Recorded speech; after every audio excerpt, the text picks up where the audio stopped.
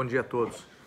Estamos aqui aprendendo a trabalhar home office, teletrabalho, diante de todas essas questões que estão nos atingindo diretamente.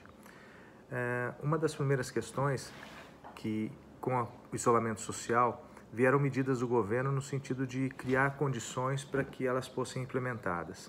No primeiro momento, foram criadas as questões relativas ao teletrabalho, a possibilidade de fazer o teletrabalho sem algumas exigências que estavam previstas na CLT, a questão relativa às férias, antecipação de férias e férias coletivas, e no início colocou-se uma suspensão do contrato de trabalho.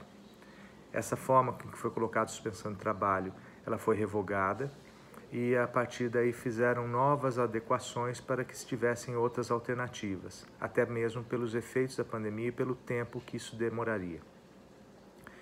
A partir de então, começaram a discutir as questões de suspensão de contrato de trabalho e prorrogação e suspensão do contrato e redução da jornada e redução dos salários. E essas questões passaram a ser muito discutidas entre judiciário, juízes, associações de magistrados, Ministério Público, sociedade civil. E a grande questão que eu coloco agora é que nos momentos de pandemia, nos sistemas, nas épocas excepcionais, nós temos que ter medidas excepcionais, abdicando de certos direitos, para que posteriormente eles sejam preservados. Então não é possível hoje se entender que todas essas medidas que o governo editou, e elas não são suficientes porque a recessão será muito grande, o que acontecerá se o judiciário passar a não concordar e negar validade a essas normas? Esse é um grande aspecto, que nós teremos uma grande insegurança jurídica. E, na verdade, o judiciário deve dar a segurança jurídica e não insegurança jurídica. Pois bem, a questão do teletrabalho, férias coletivas, eu acredito que esteja bem desenvolvida já e muitas informações já foram dadas a todos para que possam usá-las e adaptá-las a cada negócio.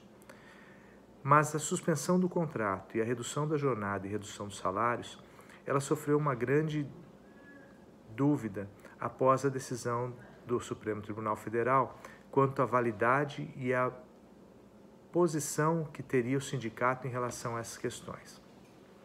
A Constituição Federal prevê que redução de jornada e redução de salários devem ser decorrentes de negociação coletiva, e a medida provisória estabeleceu a possibilidade de acordos individuais.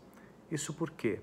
Porque a realidade entre as empresas, e os empregados sabem disso, elas são muito diversas e os sindicatos, em regra, têm se manifestado contrariamente a esse tipo de modalidade, tanto da suspensão quanto da redução da jornada e redução dos salários.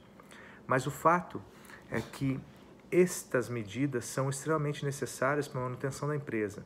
E sem empresa não haverá emprego, não haverá salário, não haverá economia. Essa, então, passa a ser a questão mais importante. Tanto é que na segunda decisão proferida pelo mesmo relator, foi alterada o posicionamento. Ou seja, o acordo passou a ter validade desde o momento em que foi firmado e caberia ao sindicato avaliar se existe alguma irregularidade naquele acordo individual realizado. Muda-se substancialmente em relação à primeira, onde os sindicatos tinham autoridade de aceitar ou não aquele acordo. Pois bem, essa liminar foi alterada, de modo que hoje prevalece, até esse momento, prevalece a situação de que, uma vez firmado o acordo individual entre empregador e empregado, ele terá validade, cabendo ao sindicato avaliar se as condições houver alguma irregularidade na sua formalização ou alguma espécie de coação ou fraude. Essa questão será decidida hoje. O julgamento começou ontem no Supremo Tribunal Federal e foi interrompida por problemas técnicos e retornará hoje, de modo que ao final do dia nós teremos uma outra posição, que pode ser mantido o texto original, no qual o sindicato simplesmente recebe e arquiva. Pode prevalecer a posição do ministro relator, que é no sentido de que tem validade o acordo individual firmado entre empregado e empregador, e, encaminhado ao sindicato, ele pode avaliar a circunstância em que ele foi realizado. De qualquer forma, essas medidas são extremamente importantes para que se tenha uma possibilidade de manter as empresas. Isso porque, em inúmeros casos, você tem uma paralisação completa das atividades. Em outros casos, você tem uma paralisação com uma receita. Outros casos têm uma atividade normal e outros casos atividade com redução de receita. E é inadmissível nós pensarmos em manter toda a legislação que nós tínhamos numa situação totalmente excepcional. E volto a dizer, a questão mais importante é que nesse momento nós temos que abdicar de certos direitos, inclusive aqueles assegurados constitucionalmente, para que nós preservemos a capacidade das empresas e a capacidade da economia se sustentar. Não é possível nós entendermos de outra forma. Então, a questão talvez não seja nem como preservar os empregos, mas por que preservar os empregos. E nesse aspecto ele é necessário porque os empregos são imprescindíveis à manutenção da atividade econômica que gera riqueza, que gera o movimento da sociedade. Agora, uma última questão eu gostaria de colocar é que quem há algum tempo atrás, há 1, 2, 5 anos, não tenha pensado nos impactos da tecnologia em relação a todas as nossas atividades. Com certeza, todos já previam um impacto muito grande decorrente da tecnologia, decorrente de inteligência artificial, de robótica, de todas as questões que iriam mudar a condição do emprego, a condição do trabalho e a condição do ser humano.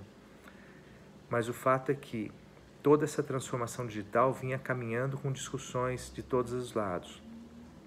E em um mês, tudo isso mudou e foi acelerado. Em 15 dias, nós temos que repensar a transformação digital de nossos negócios, das nossas atividades, da nossa sociedade e principalmente do Estado.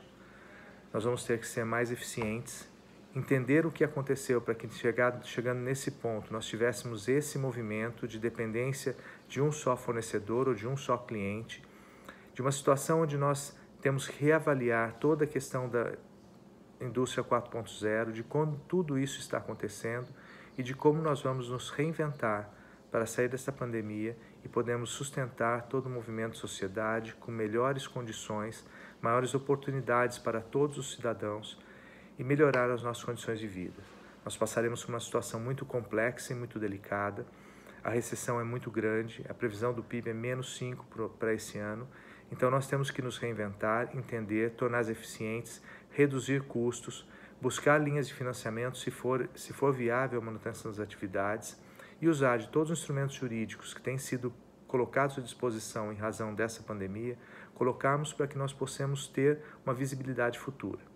Bom, não tem muito mais tempo para a gente poder discutir essas questões, mas eu acho que é uma linha de raciocínio e pensamento para o que nós vamos fazer no futuro. Um forte abraço e uma grande perspectiva para nós.